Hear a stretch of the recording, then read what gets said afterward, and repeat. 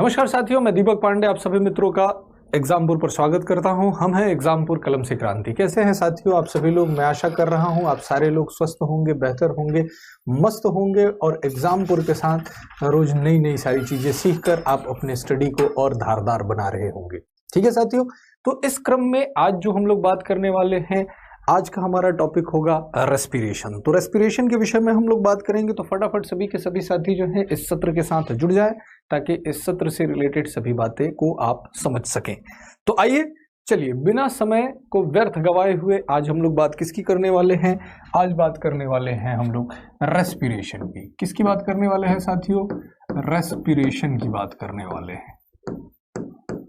Respiration की बात करने वाले हैं जिसको कि हम लोग क्या बोलते हैं? श्वसन बोलते हैं। ठीक है, अब यहां पर ये चीज आपको समझना है, जब कभी भी आपसे बात किया जाता है श्वसन की और आपसे पूछा जाता है कि श्वसन क्या होता है, तो मैं देखता हूं आप लोग कहना शुरू कर देते हैं कि सर सांस लेना और सांस छोड़ना, यानी ऑक्सीजन को ग्रहण करना और कार्बन डाइऑक्साइड को निकालने की प्रक्रिया को क्या कहा जाता है? श्वसन कहा जाता है। मुझे पता है, मैं आपसे पूछूं तो यही जवाब लमसम आप लोग सभी लोग देते हैं, लेकिन क्या आपको पता है कि अगर आप कह रहे हैं कि ऑक्सीजन को ग्रहण करना और कार्बन डाइऑक्साइड को शरीर से बाहर निकालने की प्रक्रिया को श्वसन कहा जाता है, तो फिर ब्रीदिंग क्या होगा साथी?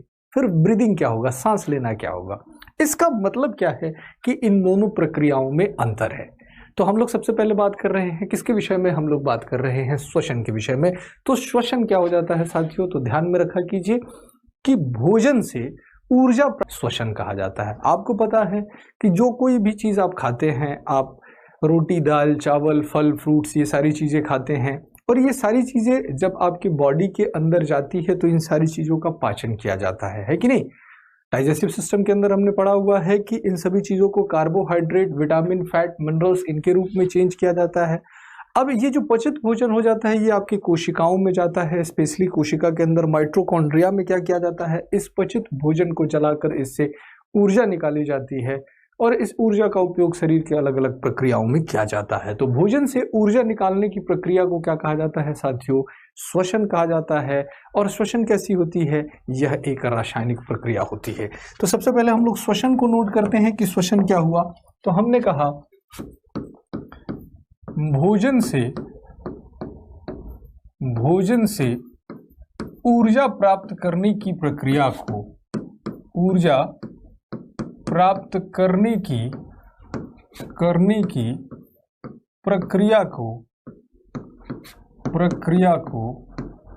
श्वसन कहा जाता है। श्वसन कहा जाता है। ठीक है साथियों, हमने कहा the process of obtaining energy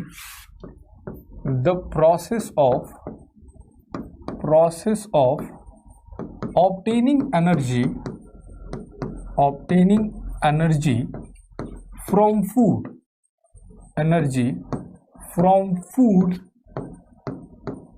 is called respiration। तो भोजन से ऊर्जा प्राप्त करने की प्रक्रिया को साथियों हम लोग क्या कह रहे हैं? रेस्पिरेशन कह रहे हैं। और रेस्पिरेशन किस तरह की प्रक्रिया होती है? ध्यान में रखिएगा, यह एक रासायनिक प्रक्रिया होती है। यह एक रासायनिक प्रक्रिया होती है। रासायनिक प्रक्रिया होती है। यह एक रासायनिक प्रक्रिया होती है। ठीक है साथियों, it is a chemical process। It is a chemical process। तो फिर बात आ गई कि भैया जो हम लोग ऑक्सीजन ले रहे थे और कार्बन डाइऑक्साइड छोड़ रहे थे, ये प्रक्रिया क्या हुई? आप सबको पता है कि आपके शरीर के अंदर भोजन को जलाना है ऊर्जा निकालने के लिए, और जलने वाली साथियों गैसेस तो बहुत सारी होती है, लेकिन जलाने में सहायक जो गैस होती है, इस गैस को हम लोग किस नाम से जानते हैं? जो जलाने में सहायक गैस होती है, इस गैस को हम लोग किस नाम से जानते हैं? इसको ऑक्सीजन के नाम से जानते हैं। तो ऑक्सीजन जो गैस होती है ये किस में मदद करती है? ये जलाने में मदद करती है। तो हमारे शरीर के अंदर जो भोजन होता है, इस भोजन को क्या किया जाता है साथियों? जलाया जाता है। और चूंकि हमारा शरीर कार्बन से मिलकर बना हुआ है, तो भोजन के साथ क्या हो जाता है, शरीर का कार्बन भी जलता है और इस प्रक्रिया के द्वारा क्या हो जाता है, कार्बन डाइऑक्साइड गैस बनती है। तो हम लोग बात करते हैं कि ब्रीदिंग क्या है। ठीक है, ब्रीदिंग को देखते हैं। तो बात करते हैं साथियों कि ब्रीदिंग क्या हो गया हमारे पास। ठीक है, ब्रीदिंग प्रोसेस की बात करते हैं हम लोग, ब्रीदिंग की। ब्रीदिंग जिसको कि सांस लेना कहा जाता है, सांस लेना कहा जाता है। तो ये क्या हो गया साथियों, सांस लेना। तो हमने कहा कि ऑक्सीजन को ग्रहण करना, ऑक्सीजन को ग्रहण करना तथा कार्बन डाइऑक्साइड को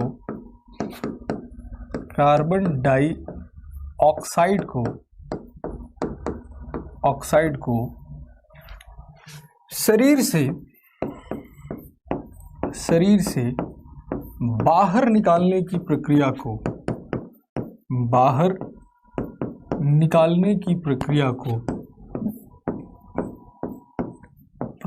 को सांस लेना कहा जाता है, सांस लेना कहा जाता है।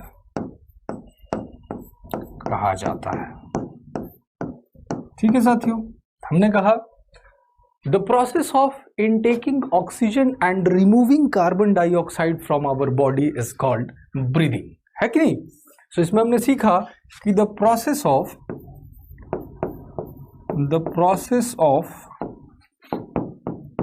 intaking oxygen O2 and removing CO2 carbon dioxide from our body is called breathing,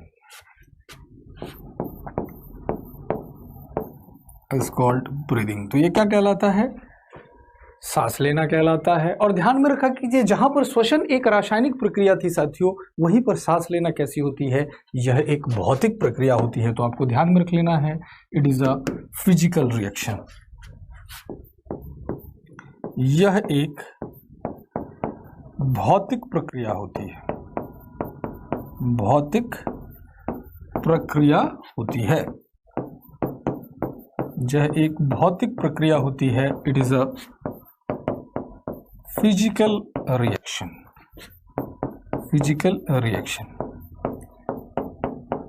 तो ये सबसे बड़ा अंतर है जो आप आसानी से ध्यान में रख सकते हैं। बात आ रही है आप लोगों के समझ में कि ये सबसे आसान है जिसको आप ध्यान में रख सकते हैं कि जब आप बात करते हैं श्वसन की, तो श्वसन कैसी होती है, रासायनिक प्रक्रिया होती है, जबकि जब बात करते हैं ब्रीदिंग की तो यह क्या हो जाती है, एक भौतिक प्रक्रिया होती है। इन दोनों में ज्यादा कॉम्प्लेक्स कौन सी है, श्वसन की प्रक्रिया है। श्वसन की प्रक्रिया में ब्रीदिंग की प्रक्रिया ऑलरेडी इंक्लूडेड होती है दोस्तों, लेकिन ब्रीदिंग में रेस्पिरेशन की प्रक्रिया इंक्लूडेड नहीं होती है। कहने का तात्पर्य ये है कि मैंने आपसे कहा कि श्वसन ज्यादा बड़ी प्रक्रिया है। ये प्रक्रिया क्या हो गई, ये प्रक्रिया हो गई रेस्पिरेशन, और इसके अंदर ऑलरेडी क्या आ जाता है, ब्रीदिंग आ जाता है। तो ब्रीदिंग जो है, सांस लेने की प्रक्रिया जो है, ये ऑलरेडी किसके अंदर इंक्लूडेड है बच्चों, ये आपको श्वसन के अंदर इंक्लूडेड है, रेस्पिरेशन के अंदर इंक्लूडेड है। जब आप रेस्पिरेशन की बात करेंगे तो इसमें ब्रीदिंग की जो प्रोसेस होगी ये ऑलरेडी इंक्लूडेड होगी। ठीक है, चलिए अब यहां पर जब आप सांस लेने के विषय में बात कर रहे हुए हैं तो सांस लेने के अंतर्गत आपने कहा कि सर हम ऑक्सीजन लेते हैं और कार्बन डाइऑक्साइड छोड़ते हैं। क्या वास्तव में ऐसा होता है? एक बात बताइए, क्या हमारे बाह्य वातावरण में केवल और केवल ऑक्सीजन है? ऐसा तो नहीं है। हमारे वातावरण में क्या है बच्चों, हमारे वातावरण में वायु है। इसका मतलब कि हम जो ग्रहण करते हैं वह किसको ग्रहण करते हैं, वायु को ग्रहण करते हैं, और जो हम छोड़ते हैं वो भी क्या छोड़ते हैं, वायु ही छोड़ते हैं। तो ध्यान में रखा कीजिए, जो हम लोग सांस के द्वारा अंदर ले रहे हैं इस प्रक्रिया को क्या बोला जाता है, इंस्पिरेशन बोला जाता है। क्या बोला जाता है, निश्वसन बोला जाता है, इंस्पिरेशन। ये दो टर्म पर आप लोग ध्यान दीजिए, फिर मैं आगे की बात आपसे करता हूं। दो टर्म पर आप ध्यान दीजिए। एक टर्म कह रहा हुआ है इंस्पिरेशन, इंस्पिरेशन, जिसको हिंदी में हम लोग क्या बोलते हैं, इसको बोलते हैं साथियों निःश्वसन, निःश्वसन बोलते हैं, इंस्पिरेशन। ठीक है, इंस्पिरेशन का मतलब क्या हो जाता है, अंदर ली गई वायु, अंदर ली गई वायु, ली गई वायु, ये क्या हो जाता है, इंस्पिरेशन हो जाता है, अंदर ली गई वायु। इंस्पिरेशन का मतलब क्या हो जाता है, अंदर ली गई वायु। ठीक है, और दूसरा क्या हो जाता है, एक्सपीरेशन हो जाता है साथी, एक्सपीरेशन हो जाता है। एक्सपीरेशन जिसको हिंदी में बोलते हैं उच्छ्वसन, इसका मतलब क्या हो जाता है, बाहर निकाली गई वायु, बाहर निकाली गई वायु। ठीक है, तो वायु को ही हम लोग सांस के अंदर लेते हैं और वायु को ही छोड़ते हैं, तो इन वायु में प्रमुख गैसों का अनुपात क्या हो जाता है, इससे सवाल बरबस बना दिया जाता है। ठीक है, तो मैं आपसे बात कर रहा हूं कि गैसियस एक्सचेंज की बात कर रहा हूं ड्यूरिंग ब्रीदिंग। ठीक है, सांस लेने के दौरान गैसीय विनिमय, इसको ध्यान से समझिए आप सभी के सभी साथी। ठीक है, हम लोग बात कर रहे हैं सांस लेने के दौरान, सांस लेने के दौरान, लेने के दौरान गैसीय विनिमय के विषय में बात कर रहे हैं। गैसीय विनिमय, गैसीय विनिमय की बात कर रहे हैं। ठीक है, gaseous exchange, gaseous exchange, exchange during breathing, during breathing. ठीक है, तो सांस लेने के दौरान जो गैसीय एक्सचेंज हो जाता है, यानी कि किस वायु के अंदर पाए जाने वाले किस पार्टिकल्स का कितना परसेंटेज अंदर लेते हैं और कितना बाहर निकालते हैं। ठीक है, ये बड़ा इंपॉर्टेंट चीज है जिस पर आपको ध्यान रखना है। तो दो प्रक्रियाएं हो रही थी, इंस्पिरेशन हो रही थी और एक्सपिरेशन हो रही थी। तो एक तरफ मैं क्या डाल देता हूं, इंस्पिरेशन डाल देता हूं, इंस्पिरेशन जिसको मैंने कहा निःश्वसन, निःश्वसन का मतलब अंदर ली गई वायु, और दूसरे तरफ क्या डाल दिया, एक्सपीरेशन डाल दिया, एक्सपीरेशन डाल दिया, मतलब कि क्या हो गई, उच्छ्वसन, उच्छ्वसन बाहर निकाली गई वायु की मात्रा। ठीक है, तो यहां पर इससे हमेशा प्रश्न पूछा जाता है, तो ध्यान में रखा कीजिए कि जब आप सांस लेते हैं, जो आप सांस ले रहे हैं, उस ली गई हुई सांस के अंतर्गत ऑक्सीजन की प्रतिशतता कितनी होती है, ऑक्सीजन कितने प्रतिशत होता है। तो ऑब्वियस सी बात है साथी कि बाह्य वायुमंडल में जितना प्रतिशत ऑक्सीजन होगा, हम वायु को अंदर ले रहे हैं, उतना ही ऑक्सीजन तो अंदर जाएगा। तो इसमें ऑक्सीजन की प्रतिशतता कितनी होती है, ऑक्सीजन होता है 21%। ठीक है साथियों, कितने प्रतिशत हो गया ऑक्सीजन, 21% हो गया। इसके बाद नाइट्रोजन का प्रतिशत कितना होता है अंदर ली गई वायु में, तो नाइट्रोजन होता है 78%। ठीक है बच्चा, कितना परसेंट हो गया, 78%। और तीसरी गैस जिसको आपको ध्यान में रखनी है, ये है कार्बन डाइऑक्साइड। तो इस कार्बन डाइऑक्साइड की मात्रा कितनी हो जाती है बालक। ठीक है, तो कार्बन डाइऑक्साइड की जो मात्रा हो जाती है, देखिए 78 और 21 यही मिला के 99% हो गया बच्चा। तो 1% में बाकी सारी गैसेस हैं, उसमें आर्गन है, ठीक है, नियॉन है, या फिर आपके पास हीलियम है, या फिर अगर हम लोग बात करते हैं तो हमारे पास कार्बन डाइऑक्साइड, मतलब बाकी सारी गैसेस जो है मिलाकर। तो इसमें से कार्बन डाइऑक्साइड को ध्यान में रखना है, तो ये होता है 0.034%। ये क्या हो जाता है, कार्बन डाइऑक्साइड की मात्रा होती है। तो ये तो हो गया जो अपनी वायु अंदर खींची थी उसमें विभिन्न गैसों का अनुपात। अब जब आप वायु बाहर निकालते हो तो इसमें गैसीय अनुपात क्या हो जाता है। ठीक है, आप कहते हैं हम कार्बन डाइऑक्साइड छोड़ते हैं, लेकिन सही मायने में आप कार्बन डाइऑक्साइड नहीं छोड़ते हैं बल्कि वायु को ही छोड़ते हैं। तो उस वायु में ऑक्सीजन की प्रतिशतता कितनी होती है, ऑक्सीजन की प्रतिशतता कितनी होती है, 17% होती है। ध्यान रखा कीजिए, ऑक्सीजन कितना लिया था, 21% निकाल लिया था, और जो आपने बाहर निकाला, सांस छोड़ा, तो उसमें कितने प्रतिशत हो गया, उसमें 17% हो गया। यानी कि 4% बालक क्या हो जाता है, 4% जो हो जाता है ऑक्सीजन का उपयोग हो जाता है। यही 4% किसमें होगी, कार्बन डाइऑक्साइड में कन्वर्ट हो जाती है। आ रही है बात समझ में आप लोगों को? समझ में आ रही है? ठीक है, तो यहां पर ऑक्सीजन 17% होता है। नाइट्रोजन के मामले में बड़े ईमानदार लोग हैं, 78% नाइट्रोजन लिया, 78% बाहर निकाल दिया। अब बात करें कार्बन डाइऑक्साइड जो छोड़ते हैं, उसमें कार्बन डाइऑक्साइड की प्रतिशतता कितनी होती है? राउंड फिगर में याद करने की कोशिश कीजिए। तो जितना ऑक्सीजन था जो कार्बन डाइऑक्साइड में चेंज हुआ, जो ऑक्सीजन उपयोग हुआ होगा वही तो कार्बन डाइऑक्साइड में चेंज हुआ होगा, तो कितना प्रतिशत हो गया? 4%, राउंड फिगर में। वैसे ओवरऑल अगर आप बात कीजिएगा तो यह कितना होता है? 4.034% होता है। ठीक है, बाकी आप राउंड फिगर में इसको 4% याद रख सकते हैं। तो इस चीज को ध्यान में रखिएगा, गैसियस एक्सचेंज ड्यूरिंग ब्रीदिंग, कि सांस लेने के दौरान जो गैसीय विनिमय होता है, उस गैसीय विनिमय में जो विभिन्न गैसेस होती है इनका परसेंटेज क्या होता है। ठीक है, फटाफट आप लोग बताएं। यहां तक की बातें आपके समझ में आ गई हुई है? ठीक है, देखिए यहां तक की चीजें जो हैं ये आपको क्लियर हो गई, तो फिर हम लोग आगे बढ़ते हैं। तो फटाफट इसको आप लोग नोट करेंगे और फिर यहां से हम लोग आगे निकलेंगे और मैं आपसे किसके विषय में बात करूंगा? अब मैं आपसे बात करूंगा ब्रीदिंग रेट के विषय में। ठीक है बच्चों, किसके विषय में? ब्रीदिंग रेट के विषय में। ठीक है, सांस लेने की दर। तो आइए आगे चलते हैं और बात करते हैं सांस लेने की दर के विषय में, ब्रीदिंग रेट के विषय में। ब्रीदिंग रेट, ब्रीदिंग रेट, सांस लेने की दर, सांस लेने की दर क्या हो जाता है? ये रेट क्या हो जाता है? ठीक है, तो रेट आपको पता है, जिस तरीके से आपके हृदय की धड़कन 1 मिनट में 70 से 72 बार धड़कती है, उसी तरीके से यहाँ पर बात किया जाता है कि सांस लेने की जो दर होती है ये किस में होती है। तो ये भी ध्यान में रखा कीजिए, ये अलग अलग अलग उम्र के अनुसार क्या होती है? बदलती रहती है।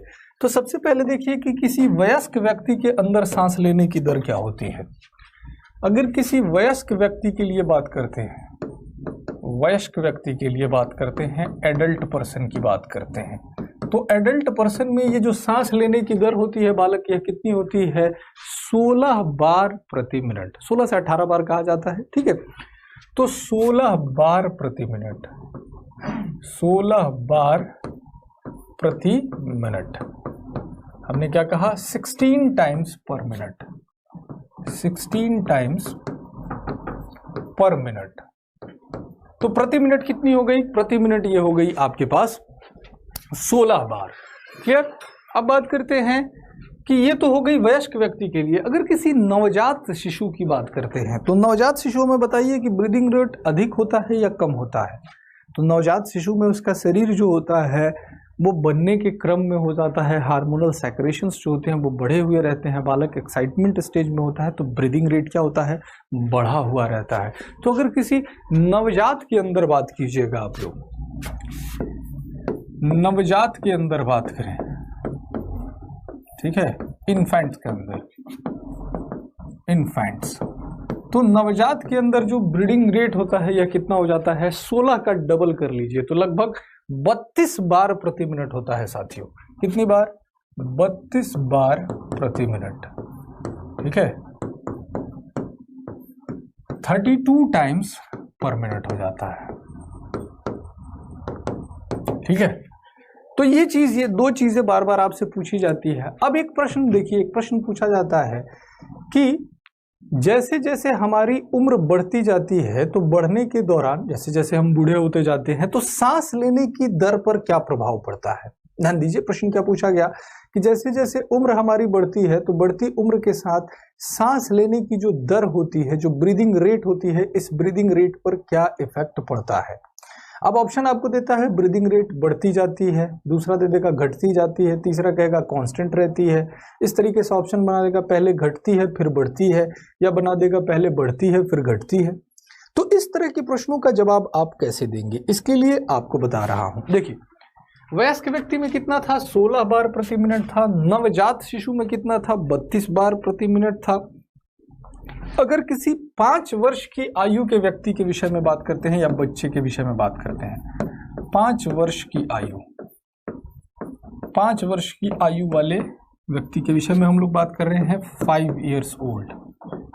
5 ईयर्स ओल्ड के विषय में बात कीजिएगा तो ये जो ब्रीदिंग रेट होता है, ये ब्रीदिंग रेट कितना होता है साथी? ये ब्रीदिंग रेट होता है 26 बार प्रति मिनट। 26 बार प्रति मिनट, ठीक है, 26 टाइम्स पर मिनट, ठीक है। अब अगर आप बात करते हैं किसी 50 वर्ष की आयु के व्यक्ति के लिए, ठीक है, 50 वर्ष की आयु के व्यक्ति के लिए बात करते हैं, 50 वर्ष की आयु, ठीक है, किसी 50 ईयर्स ओल्ड पर्सन की बात करते हैं, तो 50 वर्ष की आयु के लिए जो बंदा होता है उसके अंदर जो ब्रीदिंग रेट हो जाता है बालक, ये ब्रीदिंग रेट आपके पास कितना हो जाता है? ये हो जाता है 18 बार प्रति मिनट। 18 बार प्रति मिनट हो जाता है, ठीक है, 18 टाइम्स पर मिनट, ठीक है। अब देखिए, मैंने आपसे पूछा था कि बढ़ती उम्र के साथ हमारे सांस लेने की दर पर क्या प्रभाव पड़ेगा, ठीक है। ध्यान दीजिए, प्रश्न आपको क्या दिया था? बढ़ती उम्र के साथ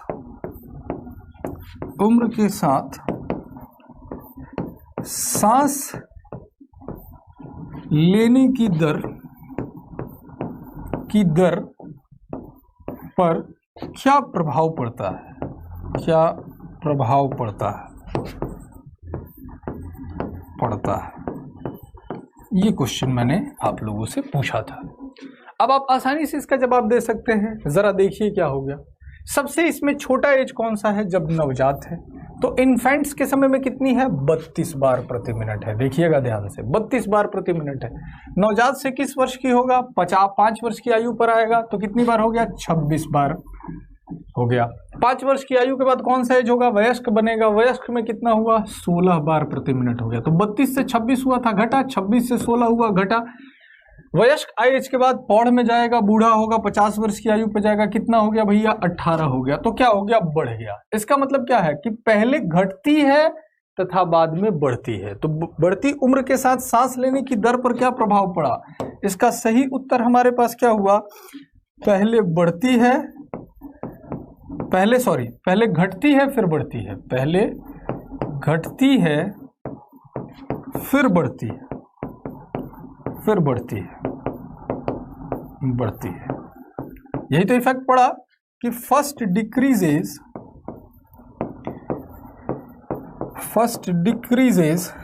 देन इंक्रीजेस।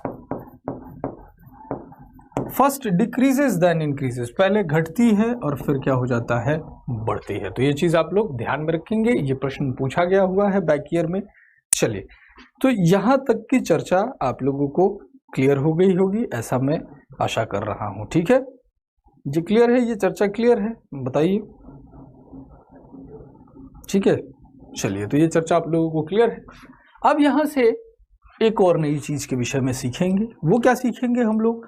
कि हमारे, देखिए, सांस लेने का कार्य जो है ये कौन किया जाता है? हमारे फेफड़े किए जाते हैं। तो हमारे फेफड़ों में वायु के आयतन से हम लोग बात करेंगे। ठीक है, volume of air in our lungs. जैसे कि आपसे बात किया जाता है कि सामान्य रूप से आप सांस छोड़ते हैं या सांस लेते हैं तो कितनी वायु अंदर लेते हैं? आपसे कहा जाता है लंबी सांस खींचिए। तो लंबी सांस अगर आप खींचते हैं तो एक बार में कितनी वायु खींच सकते हैं? या आपसे कहा जाता है कि लंबी सांस छोड़िए, तो लंबी सांस छोड़ने के दौरान कितनी वायु आप बाहर निकाल सकते हैं? ठीक है। या अब अगर आप बात बताइए कि आप सांस ले रहे हैं और सांस छोड़ रहे हैं, तो क्या इस दौरान आपके फेफड़े खाली हो जाते हैं या फेफड़ों में कुछ ना कुछ वायु की मात्रा हमेशा रहती है? तो वायु की मात्रा हमेशा रहती है, तो वह कितनी रहती है? तो इन सभी चीजों के विषय में हम लोग बात करेंगे। तो अब मैं आपसे बात करने वाला हूं volume of air in our lungs. ठीक है, समझ में आ रहा है आप लोगों को? तो चलिए आइए बात करते हैं volume of air in our lungs. ठीक है साथियों, तो अब मैं आपसे बात कर रहा हूं volume of air in our lungs. Lungs. हमारे फेफड़ों में वायु का आयतन, हमारे फेफड़ों में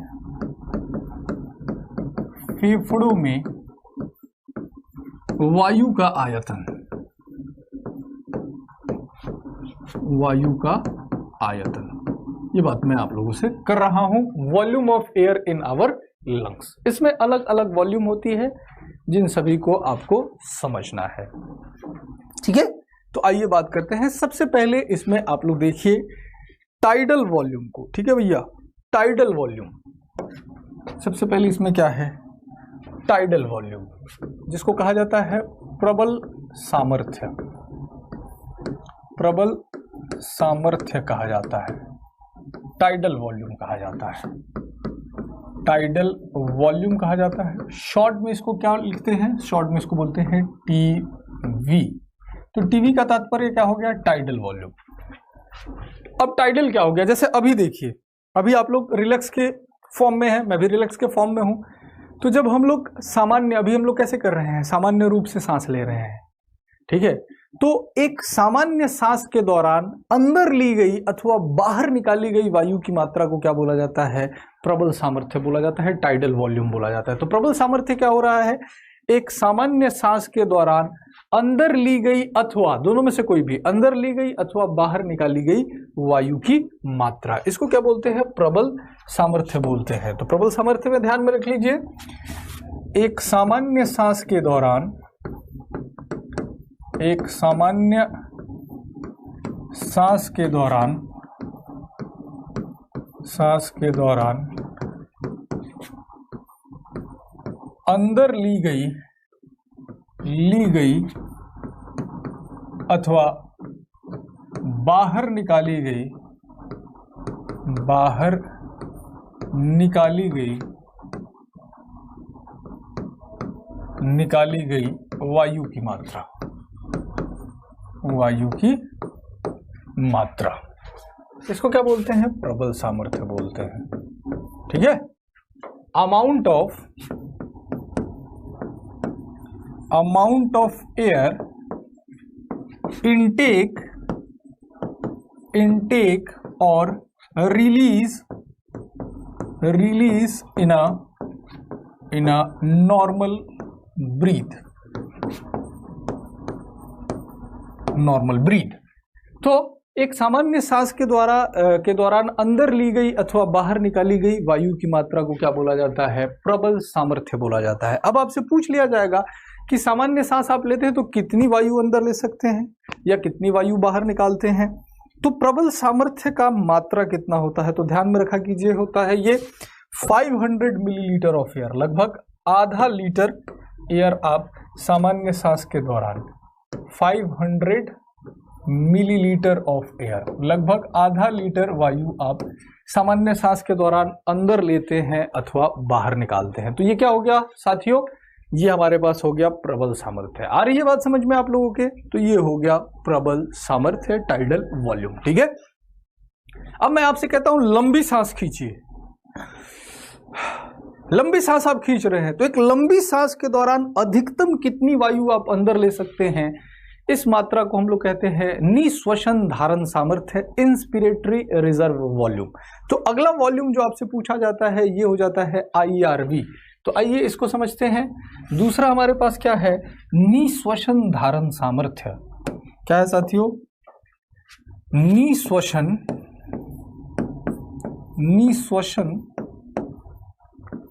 धारण सामर्थ्य, इसको बोलते हैं इंस्पिरेटरी रिजर्व वॉल्यूम। इसको किस नाम से जानते हैं? इसको बोलते हैं IRV, इंस्पिरेटरी रिजर्व वॉल्यूम। इसमें मैंने क्या बताया? एक लंबी सांस के दौरान या एक सांस के दौरान अधिकतम जितनी आप अधिक से अधिक वायु ग्रहण कर सकते हो, इसकी मात्रा को कहा जाता है। क्योंकि सामान्य में तो आपने देखा 500 मिलीलीटर कर रहे हो, तो एक लंबी सांस के दौरान अधिकतम ग्रहण की गई या अंदर ली गई वायु की मात्रा। ठीक है, तो ये क्या हो गया हमारे पास,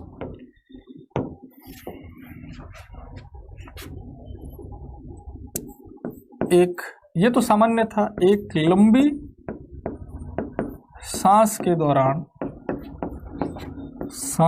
दौरान अंदर ली गई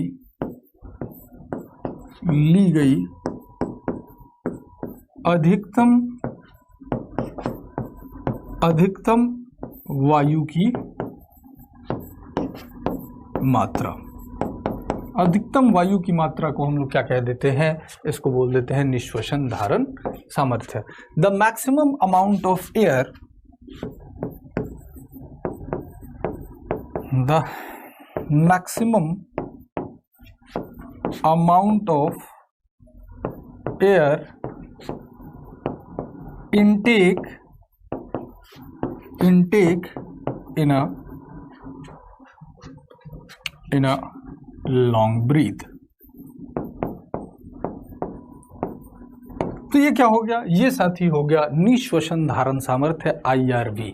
अब बात करें कि ये जो IRV होता है इसकी मात्रा कितनी होती है, तो ध्यान में रखा कीजिए, जब लंबी सांस आप अंदर खींचते हैं तो 2 से 3 लीटर यानी 2000 से 3000 मिलीलीटर ऑफ एयर तक को आप अंदर ले सकते हैं।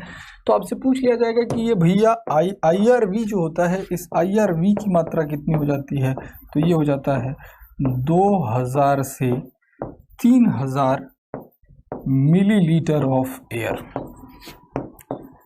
तो 2000 से 3000 मिलीलीटर ऑफ एयर आप अधिकतम एक सांस में अंदर खींच सकते हैं। देखिए कितना अंतर पड़ गया भैया, नॉर्मल कंडीशन में केवल 500 ले रहे थे और जब लंबी सांस खींचने की बात की जा रही है तो 2000 से 3000 मिलीलीटर आप ले पा रहे हुए हो। इसका मतलब क्या हुआ है कि अधिक ले रहे हुए हो। चलो, तो ये आपके पास हो गया निश्वसन धारण सामर्थ्य। ठीक है, 2 सीखा। अब बात करते हैं, आपसे कहता हूं कि आप लंबी सांस छोड़िए,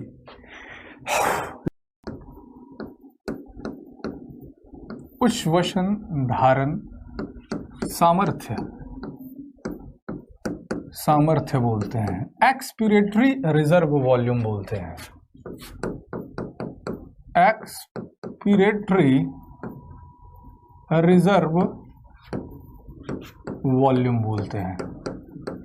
क्या बोल देते हैं इसको, ERV बोल देते हैं, ERV बोल देते हैं। तो उच्छ्वसन धारण सामर्थ्य क्या हो गया साथियों, अभी आपको बताया, एक लंबी सांस के दौरान बाहर निकाली गई वायु की मात्रा, अधिकतम बाहर निकाली गई वायु की मात्रा। तो इसमें हमने क्या कहा, एक लंबी सांस में अधिकतम बाहर निकाली गई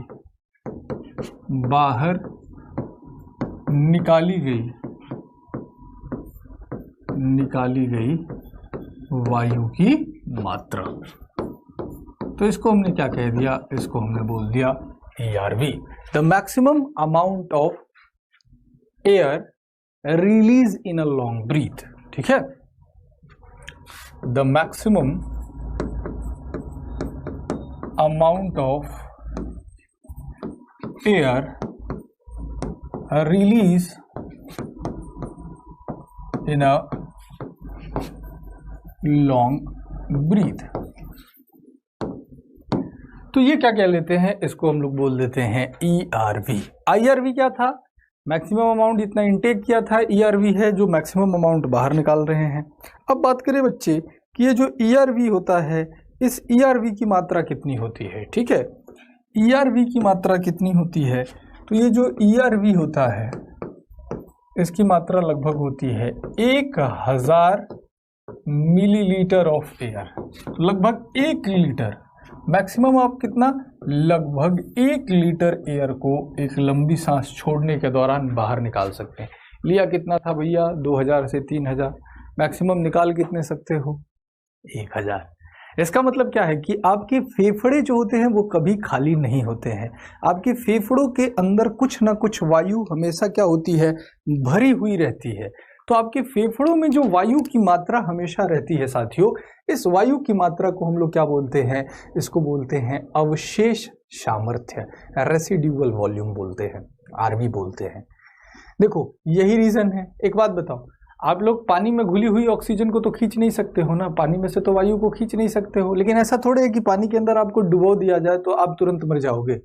पानी के अंदर जब जाते हो तो कुछ एक देर तक तो प्रक्रियाएं चलती रहती है, तो शरीर को तो ऑक्सीजन की जरूरत है भैया, और पानी में से घुली हुई ऑक्सीजन को खींच नहीं पा रहे हो, तो ये प्रक्रियाएं चल कैसी रही है, ये प्रक्रियाएं चल कैसे रही है। इसका मतलब कि फेफड़ों में जो स्टॉक में वायु थी वही तो काम में आ रही है। यही तो रीजन होता है कि वो वायु खत्म हो जाती है जब पानी में कुछ देर दबाने के बाद आपको बाहर निकाला जाएगा तो तेजी से करके आप वायु को खींचते हो। इसका मतलब क्या हुआ कि स्टॉक वाली वायु समाप्त हो गई। तो फेफड़े कभी खाली नहीं होते हैं, फेफड़ों में हमेशा वायु की कुछ ना कुछ मात्रा जो होती है वह क्या रहती है, स्टॉक में रहती है, और इस मात्रा को क्या बोला जाता है, आरवी बोला जाता है, रेसिड्यूअल वॉल्यूम बोला जाता है। तो ये अंतिम वॉल्यूम है, इसको ध्यान में रख लीजिएगा। ये 4 तरह की वॉल्यूम है जिसको पेपर में प्रश्न बनाए जाते हैं। तो मैं आपसे बात कर रहा हूँ किसके विषय में बच्चों, अब बात कर रहा हूँ आपसे चौथा जो है ये है रेसिड्यूअल वॉल्यूम, जिसको अवशेष सामर्थ्य कहा जाता है। अवशेष सामर्थ्य कहा जाता है इसको,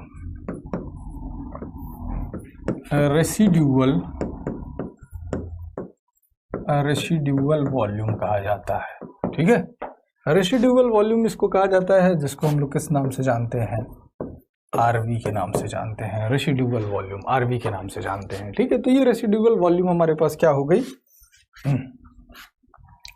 सांस लेने तथा सांस छोड़ने के दौरान फेफड़ों में बची शेष वायु की मात्रा। तो यह क्या हो गया, सांस लेने तथा छोड़ने के दौरान फेफड़ों में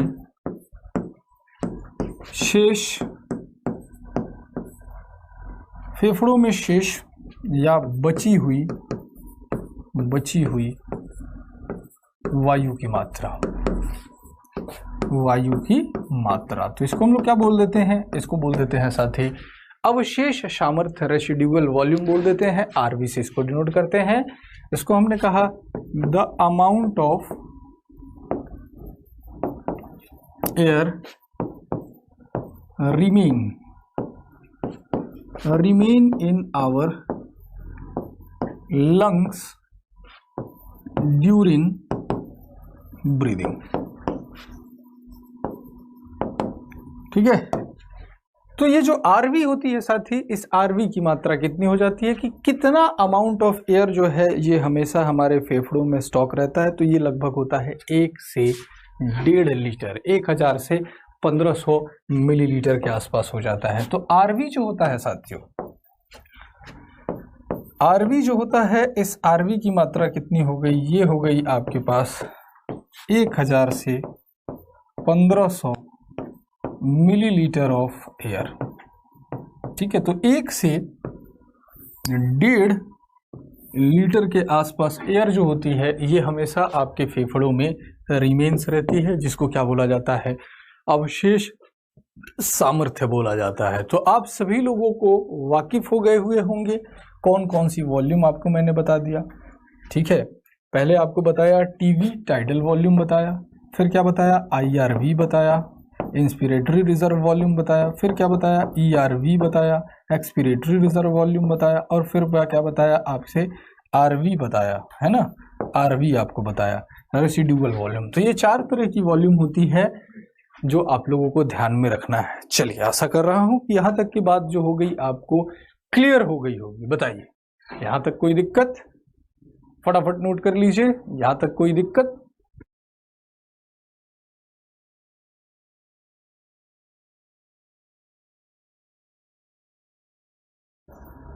ठीक है, चलिए, तो यहां तक की क्लियर है। तो बेसिक बातों को समझ लिया है। अब हम लोग बात किसकी कर रहे थे साथी, श्वसन की कर रहे थे। तो अब हमें बात करना पड़ेगा श्वसन के प्रकार के विषय में। तो आइए बात करते हैं साथियों किसके बारे में, श्वसन के प्रकार के विषय में बात करते हैं, टाइप ऑफ रेस्पिरेशन। श्वसन के प्रकार, श्वसन के प्रकार को देखते हैं। ठीक है, हम बात कर रहे हैं टाइप ऑफ रेस्पिरेशन। तो ये जो श्वसन के प्रकार हो जाते हैं, ये श्वसन के प्रकार कितने होते हैं अगर हम लोग बात करें तो श्वसन देखिए दो तरह का होता है। एक जो वायु की उपस्थिति में होता है उसको बोला जाता है वायवीय श्वसन, एरोबिक रेस्पिरेशन, और जो दूसरा वायु की अनुपस्थिति में होता है साथियों उसको बोला जाता है अवायवीय श्वसन, एनारोबिक रेस्पिरेशन। तो ये श्वसन हमारे पास दो तरह का हो गया। पहला हमारे पास हो जाता है वायवीय श्वसन, वायवीय श्वसन हो जाता है जिसको हम लोग बोलते हैं एरोबिक रेस्पिरेशन, एरोबिक रेस्पिरेशन बोलते हैं। और दूसरा हमारे पास हो जाता है अवायवीय श्वसन, एनारोबिक रेस्पिरेशन, अवायवीय श्वसन, एनारोबिक रेस्पिरेशन।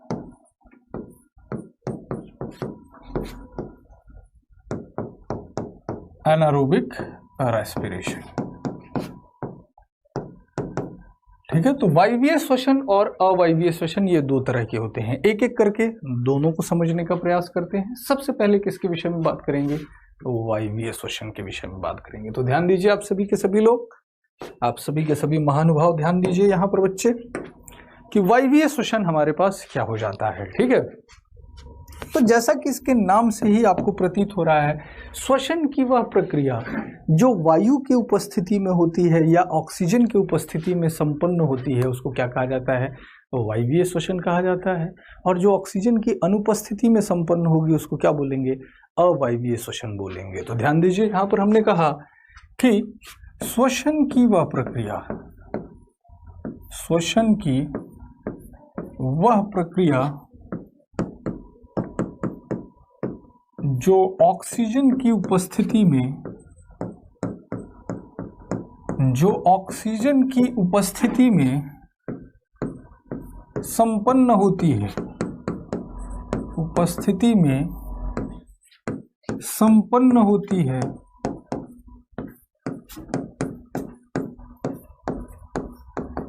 वायवीय श्वसन कहलाता है। वायवीय श्वसन कहलाता है, श्वसन कहलाता है। हमने कहा कि श्वसन की वह प्रक्रिया जो ऑक्सीजन की उपस्थिति में संपन्न होती है वायवीय श्वसन कहलाता है। The type of respiration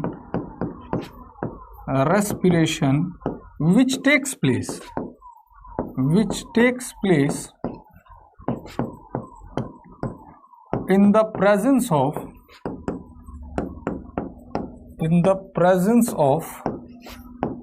O2, oxygen. The type of respiration which takes place in the presence of oxygen is called aerobic respiration. Aerobic respiration, तो इसको क्या कहते हैं, एरोबिक रेस्पिरेशन कहते हैं। ठीक है, ध्यान है। अब देखिए, अब आपको एक रिएक्शन बताऊंगा और इस एक रिएक्शन में आपको ध्यान से आपको समझ लेना है, फिर आप सारी की सारी बातें जो हैं वो समझ जाएंगे किसके, एरोबिक रेस्पिरेशन के। तो एक रिएक्शन से जो होगा आपका काम हो जाएगा। तो ये एरोबिक रेस्पिरेशन का एक जो रिएक्शन है, इस रिएक्शन को मैं आपके सामने अब प्रस्तुत करूंगा। आप ध्यान से इसको समझने का प्रयास करेंगे साथियों। ठीक है, चलिए तो बात करते हैं सबसे पहले किसके विषय में, वायवीय श्वसन के विषय में। ये चाहे आप जंतुओं में कहिए चाहे पादपों में कहिए, दोनों में समान रूप से होता है। अवायवीय श्वसन जंतुओं में अलग होता है, पादपों में अलग होता है। तो हम लोग सबसे पहले किसकी बात कर रहे हैं, वायवीय श्वसन की बात कर रहे हैं। ध्यान से समझिए, किसको, वायवीय श्वसन को, एरोबिक रेस्पिरेशन को, एरोबिक रेस्पिरेशन। वायवीय श्वसन के अंतर्गत क्या हो जाता है साथियों, देखिए, तो जैसा कि आप सबको पता है कि आपके शरीर को इंस्टेंट एनर्जी किससे मिलती है, इंस्टेंट एनर्जी मिलती है ग्लूकोज से। तो देखिए वायवीय श्वसन का रिएक्शन कैसे होता है। वायवीय श्वसन की प्रक्रिया में ग्लूकोज का एक अणु, याद रखिए ग्लूकोज जो होता है, इस ग्लूकोज का एक अणु टूटता है, ठीक है, ग्लूकोज का एक अणु टूटता है और टूटकर ये क्या बनाता है, ये बनाता है पायरुविक अम्ल। किसको बनाता है, पायरुविक अम्ल को बनाता है। इस पायरुविक अम्ल को हम लोग और किस नाम से जानते हैं, इसको हम लोग पायरुवेट के नाम से भी जानते हैं। तो ग्लूकोज का एक अणु टूट रहा है और ये पायरुविक अम्ल या पायरुवेट के कितने अणु बनाता है, 2 अणु बनाता है। चलिए, जो अंग्रेजी माध्यम के मेरे साथी हैं उनके लिए भी लिख देता हूं कि इस प्रक्रिया में ग्लूकोज का एक मॉलिक्यूल जो है ये टूटकर क्या बना रहा हुआ है, पायरुविक एसिड। पायरुविक एसिड या फिर कहिए पायरुवेट के 2 अणु बनाता है, 2 मॉलिक्यूल बनाता है, ठीक है। अब कहिएगा कि सर ये प्रक्रिया जो होती है, आपसे पूछ लिया जाता है ये प्रक्रिया कहाँ पर होती है साथियों, तो ध्यान में रखिएगा ये प्रक्रिया कोशिका के किस भाग में होती है, कोशिका द्रव्य में होती है। ग्लूकोज से पायरुविक अम्ल बनने की प्रक्रिया कहाँ पर होती है बच्चों, कोशिका द्रव्य में होती है, साइटोप्लाज्म में होती है। अब बात करें कि ग्लूकोज से पायरुविक अम्ल बनने की जो प्रक्रिया होती है, इस प्रक्रिया को हम लोग किस नाम से जानते हैं, तो इसको हम लोग ग्लाइकोलिसिस के नाम से जानते हैं। इस प्रक्रिया को क्या बोलते हैं, ग्लाइकोलिसिस बोलते हैं, ग्लाइकोलिसिस, ग्लाइकोलिसिस, ठीक है भैया। तो यहां तक प्रक्रिया हो गई, क्या बन गया, पायरुविक अम्ल बन गया। अब इसके बाद देखिए क्या हो जाता है, अब ये पायरुविक अम्ल जो हो रहा है ये टूट रहा है, किसमें, ऑक्सीजन की उपस्थिति में यह प्रक्रिया हो रही है, O2 की उपस्थिति में। O2 की उपस्थिति में यह प्रक्रिया होती है बच्चों। और O2 की उपस्थिति में जब पायरुविक अम्ल टूटता है तो यह पायरुविक अम्ल क्या क्या देता है, इस चीज को ध्यान में रख लेना है कि जब O2 की उपस्थिति में यह टूट रहा है तो यह क्या क्या देता है, यह बनाता है 6 मॉलिक्यूल किसके, कार्बन डाइऑक्साइड के, 6 मॉलिक्यूल किसके, वाटर के, और ऊर्जा के कितने मॉलिक्यूल बनते हैं, 38 मॉलिक्यूल ऑफ ATP बनते हैं। याद रखा कीजिए, वायवीय श्वसन के दौरान ग्लूकोज का एक अणु टूटकर ऊर्जा के कितने अणु बनाता है, ऊर्जा के 38 अणु बनाता है। अब ये प्रक्रिया कहां पर होती है, ये प्रक्रिया होती है कोशिका के माइटोकॉन्ड्रिया में। इसीलिए माइटोकॉन्ड्रिया को आप लोग बोलते हैं power house of the cell.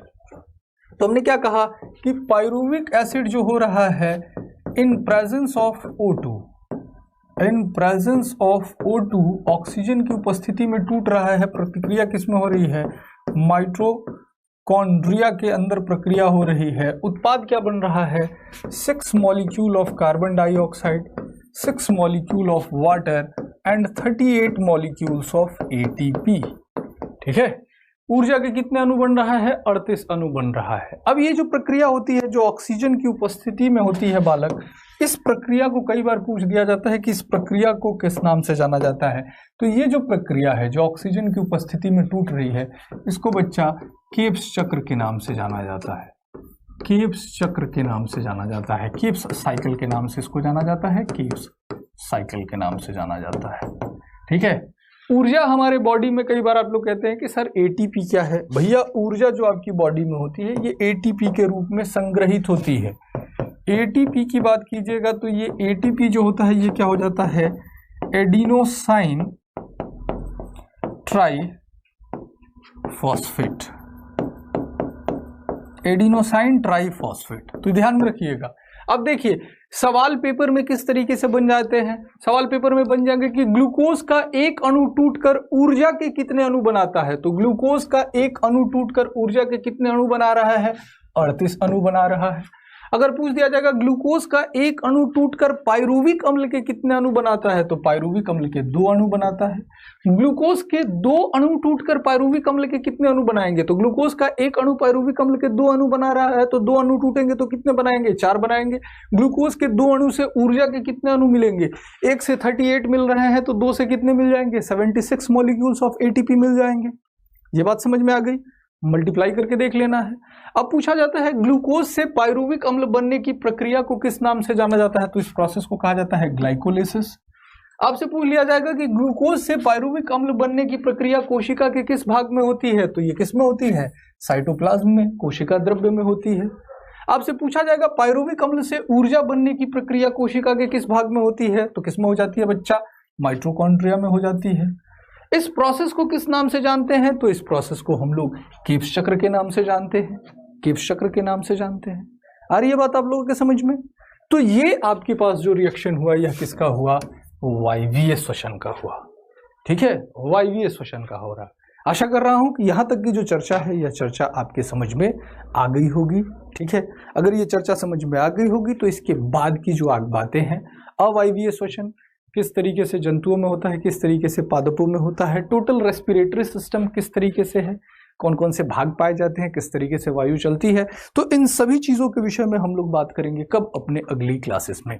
तो यहाँ तक की चीज़ों को आप लोग नोट करेंगे, इसको रिवीजन करके आएंगे, फिर इससे आगे की बातें हम लोग कहाँ पर करेंगे, अगली क्लास में करेंगे। ठीक है साथियों, तो चलिए आज की क्लास को यहीं पर विराम देते हैं। अगली क्लास में आप लोगों से मुलाकात होगी, तब तक खुद का ख्याल रखा कीजिए, हंसते मुस्कुराते रहिए और एग्जाम्पल के साथ पढ़ते रहिए। तो मैं मिलता हूँ अगली क्लास में आप सबों से, तब तक के लिए आप सभी को शुभ रात्रि, शब खैर।